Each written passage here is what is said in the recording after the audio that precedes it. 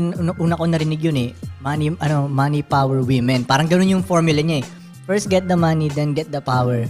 Tapos darating na yung women, parang ganun. Tapos napag-usapan nga namin, nalaman ko na rin mula sa ibang mga OG na mali yung pattern na yun. Ang tama talaga dyan, ano ba, women muna o power muna? Women Hindi, nga dapat power tol, power ata una. Power muna. Tapos women, tapos money yung huli.